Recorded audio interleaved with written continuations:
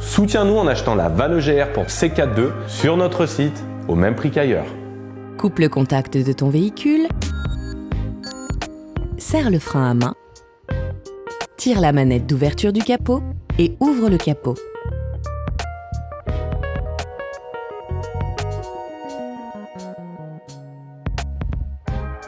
Retire le cache-moteur.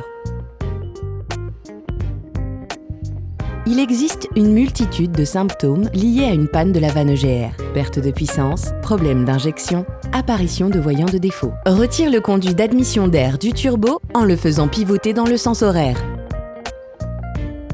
Retire le conduit d'admission d'air du résonateur en poussant les languettes et retire-le de la boîte à air en tirant dessus. Il est maintenant nécessaire de décaler le réservoir de liquide de frein. Pour ce faire, dévisse les deux vis à l'aide d'une douille Torx 20. Débranche la connectique du débitmètre d'air. Débranche la durite de reniflard en appuyant sur la partie colorée avec un tournevis. À l'aide d'un cliquet et d'une douille de 13, dévisse les deux vis qui maintiennent les silent blocks de boîte à air.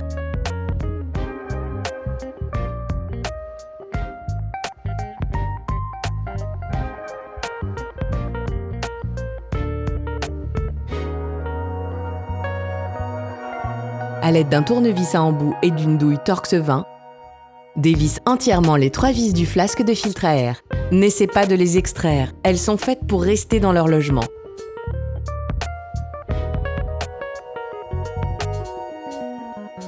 Retire la languette de maintien du flasque. Puis retire le flasque. Retire la boîte à air.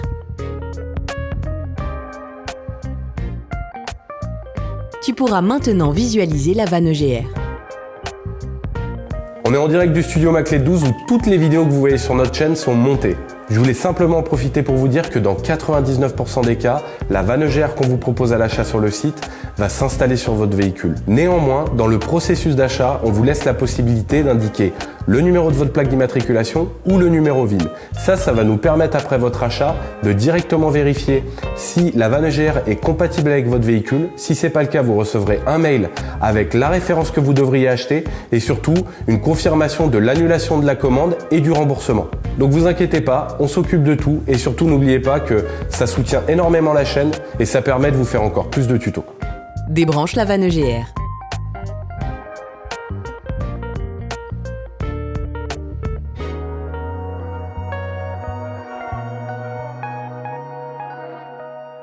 À l'aide d'un tournevis Torx 27, dévisse les deux vis de maintien de la vanne EGR et retire-les.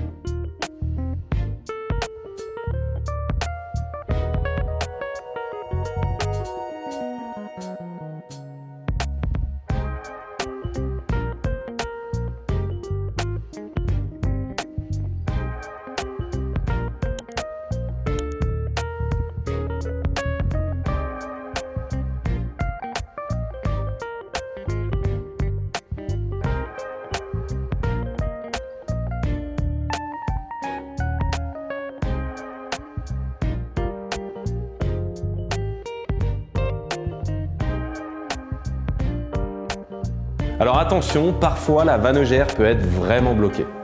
Bon alors d'abord, tu commences par essayer de la faire tourner sur elle-même. Dans certains cas, tu peux t'aider d'un maillet, le but étant vraiment d'essayer de la décoller. Prends ton temps, c'est pas compliqué, mais nous ça nous a déjà pris jusqu'à 10 minutes pour retirer une vanne EGR. Et surtout, n'oublie pas que tu peux acheter la nouvelle vanne sur notre site, le lien est dans la description. À l'aide d'un tournevis plat et d'un aspirateur, nettoie la calamine qui encrasse les éléments reliés à la vanne EGR. Et surtout, n'oublie pas que tu peux acheter la nouvelle vanne sur notre site, le lien est dans la description.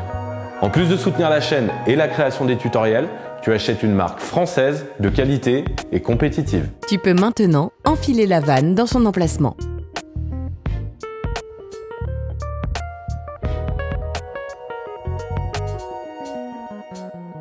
Revisse les vis de maintien de la vanne.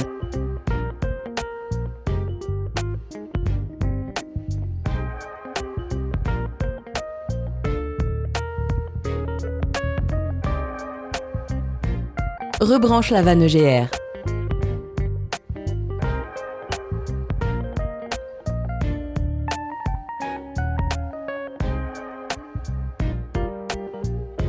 Remets en place la boîte à air.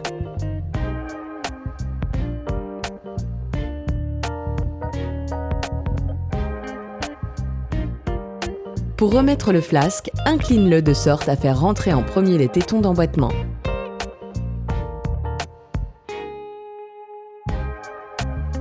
Puis, bascule-le pour venir le plaquer contre le compartiment du filtre.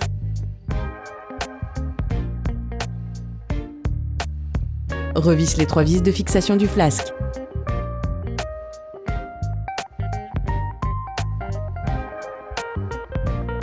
Réinsère la languette de maintien du flasque. Rebranche le reniflard.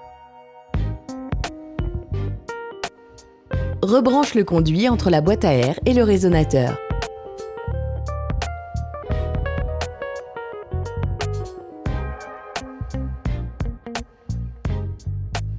Rebranche le conduit d'admission d'air du turbo.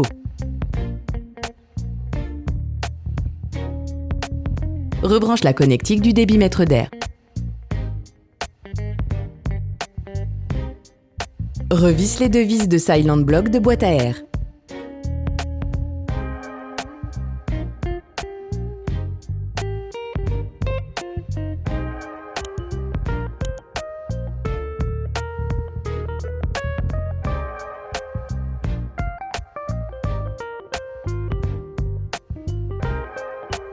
Revisse le réservoir de liquide de frein.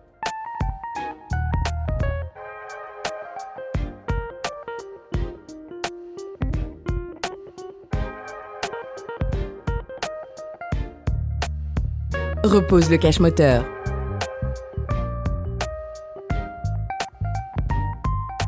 Opération terminée.